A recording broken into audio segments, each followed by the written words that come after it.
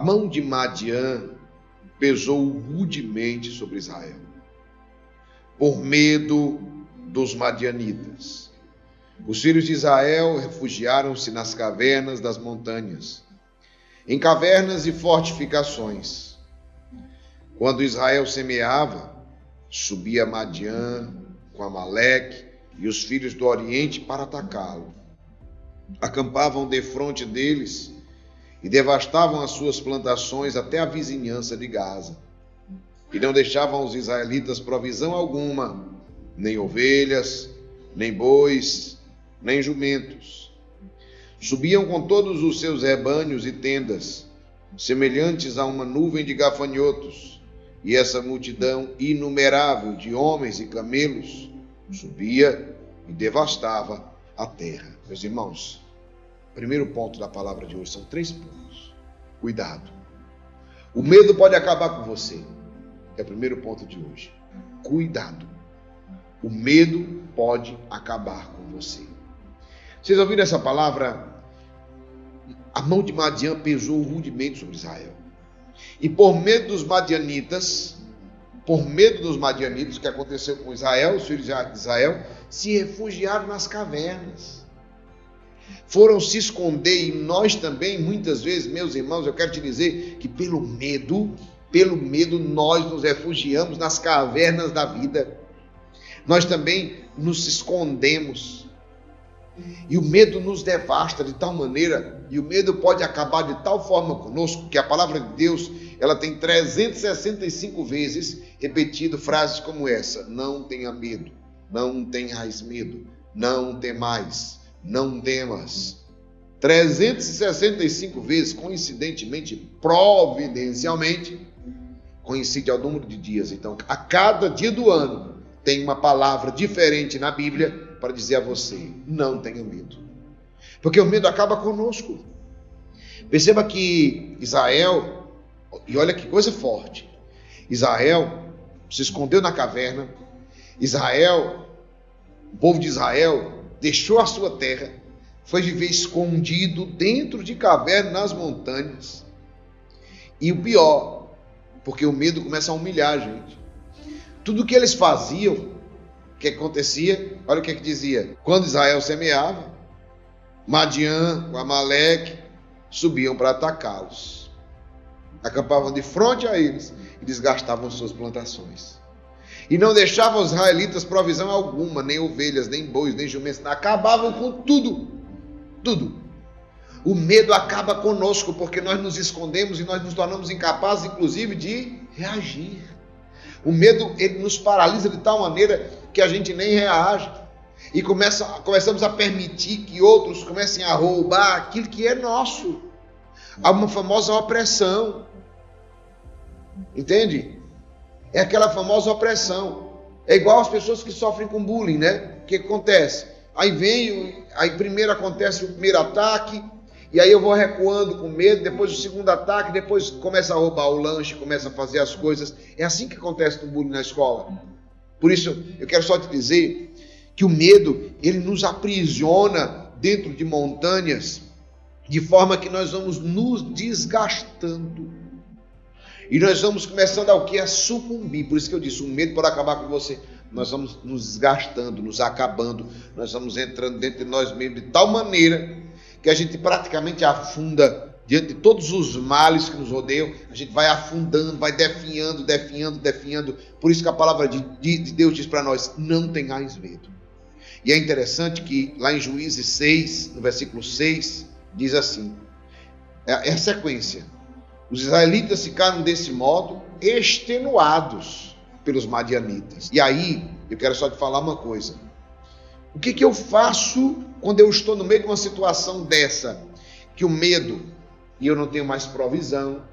Tem pessoas aqui que estão conosco que estão com dificuldades financeiras, dificuldade de pagar as contas, dificuldade de assumir os seus compromissos, dificuldade de resolver problemas e etc. Ou seja, o medo foi devastando, que você não teve nem atitude. Teve gente que perdeu o seu negócio porque ficou tão devastado de medo que não teve atitude de reagir.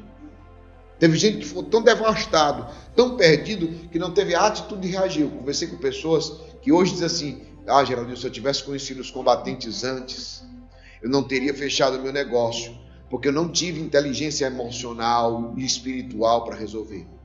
Diante da pandemia, eu fiquei tão amedrontado, tão amedrontada, que eu fechei tudo. Eu não tive reação. Pessoas que disseram para mim, eu não reagi, eu não fiz nada, eu não fiz uma coisa para reagir. Eu apenas fui me escondendo na caverna das dificuldades, das tribulações e etc. E por isso que Deus nos levantou aqui, como levantou Israel. Olha o que acontece agora. Os israelitas ficaram desse modo extenuados. Foi até a resposta que eu dei a essa pessoa. Assim como você, meu irmão, minha irmã. Os israelitas também ficaram extenuados pelos madianitas e clamaram ao Senhor. E tendo eles clamado ao Senhor, pedindo socorro contra os madianitas, o Senhor mandou-lhes um profeta. O segundo ponto de hoje: se o povo clamar, tudo vai mudar. Por isso que nós temos que estar aqui unidos num grande clamor. Ei, se o povo clamar, tudo vai mudar. Se o povo clamar, tudo muda. Os israelitas, extenuados, clamaram ao Senhor. E tendo clamado ao Senhor, pedindo socorro contra os madianitas, o Senhor mandou-lhes um profeta. O clamor nosso vai fazer Deus mudar a trajetória. Você que está em dívidas, vai ter abundância. Você que está em escassez, vai ter abundância. Você que está na covardia, vai se levantar como um valente guerreiro. Você que está fraco, vai se levantar como um forte. Você que está doente, vai se levantar como um homem curado, como uma mulher curada. Você que está aprisionado, vai se levantar como um homem livre, como uma mulher livre. Isso é forte. É uma mudança total, uma transformação. Deus pegou um povo que estava fraco, humilhado, acabado. E vem o terceiro ponto aí. Deus nos levanta como levantou Gedeão e os 300 valentes guerreiros. Deus nos levanta como levantou os Juízes 7, 9. Eu vou falar da vitória agora. Do triunfo agora. Durante a noite seguinte, o Senhor disse a Gedeão, Juízes capítulo 7, versículo 9. O Senhor disse a Gedeão: levanta-te e ataca o acampamento, pois eu entreguei em tuas mãos.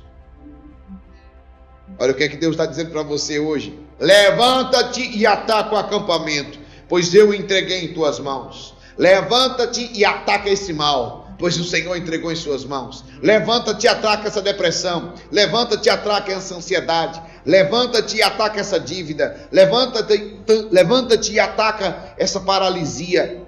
Levanta-te e ataca essa enfermidade, pois o Senhor entregou em suas mãos. Mas Geraldinho, eu tenho medo.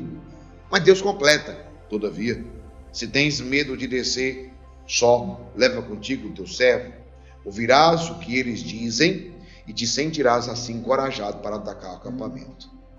Gedeão desceu com seu servo até onde estavam os postos avançados do acampamento. Ora, os madianitas, os amalecitas e todos os filhos do Oriente estavam espalhados pelo vale, tão numerosos como gafanhotos, e seus camelos eram também inumeráveis, como as areias da praia. No momento em que Gedeão se aproximou, um homem estava justamente contando um sonho ao seu companheiro. Gedeão foi lá ouvir. Deus disse: vai lá escutar, vai lá espiar. E ele escutando, o homem estava contando um sonho ao companheiro. Eis, dizia ele, o sonho que tive.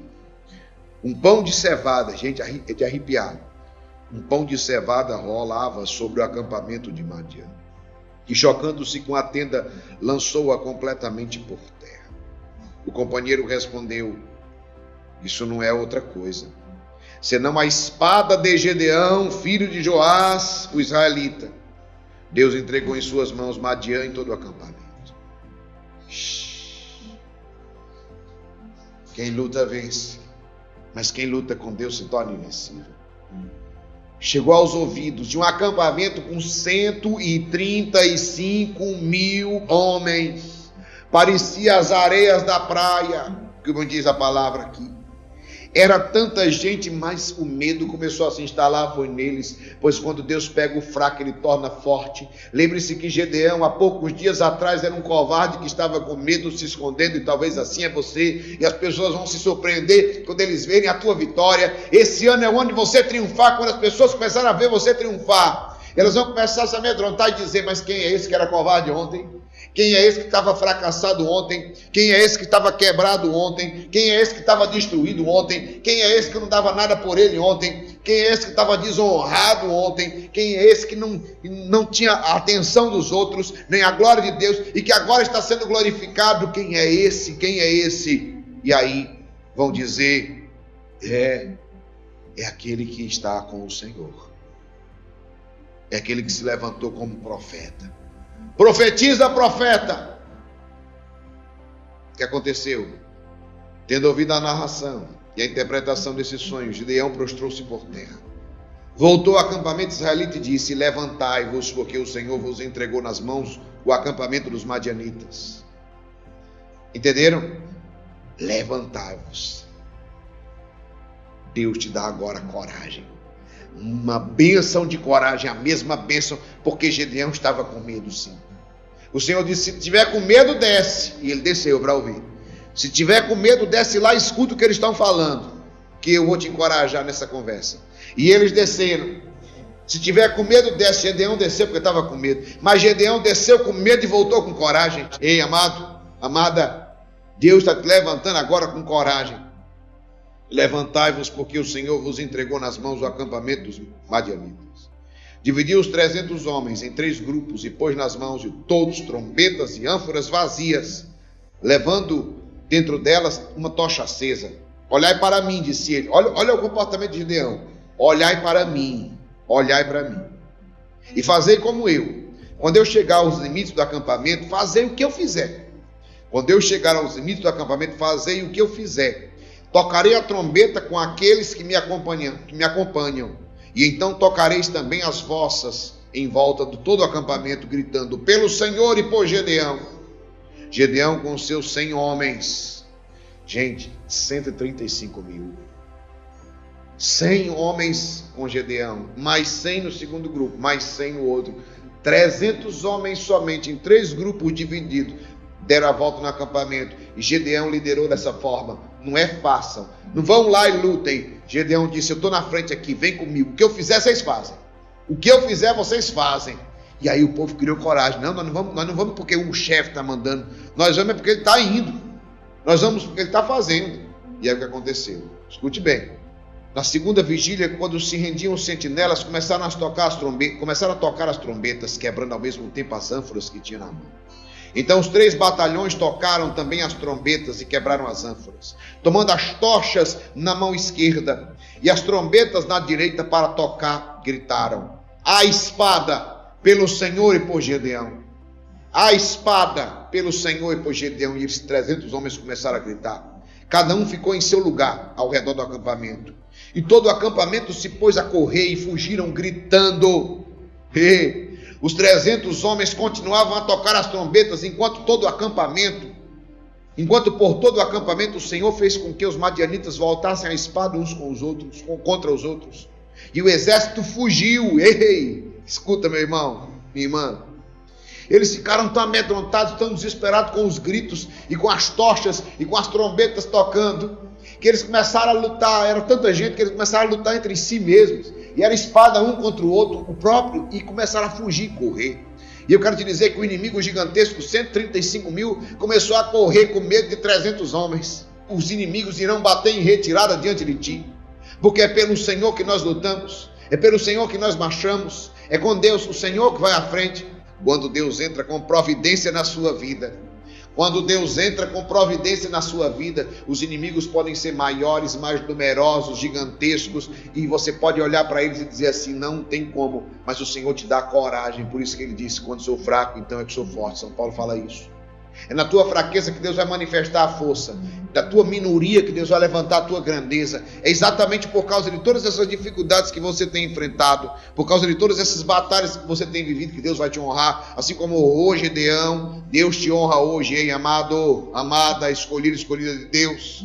Deus te honra hoje como honrou Gedeão. Deus nos honra hoje e Deus nos levanta como levantou Gedeão e os 300 valentes guerreiros. Para na nossa fraqueza, na nossa minoria, na nossa aparente escassez, na nossa enfermidade, nos levantarmos e dizermos assim: por Deus, é pelo Senhor que nós lutamos. E eu quero dizer que hoje o Senhor entra na sua vida com uma bênção de providência tão grande, como entrou com Gedeão e seus companheiros, que os teus inimigos comecem a bater em retirada, que toda enfermidade bate em retirada, que todo vício bate em retirada, que toda escassez bate em retirada, que toda essa dificuldade começa a bater em retirada, os inimigos começam a correr, porque Deus pegou de fracos, de pessoas frágeis. Nós, essa palavra é nossa, nós estávamos fracos, nós estávamos com medo, nós estávamos talvez até acovardados, nós estávamos até sendo extenuados. Mas quando o Senhor entrou conosco, que nós nos tornamos combatentes, o Senhor nos levantou para sermos valentes guerreiros. Por isso que eu posso dizer hoje, simbolicamente, emblematicamente, historicamente, eu sou combatente.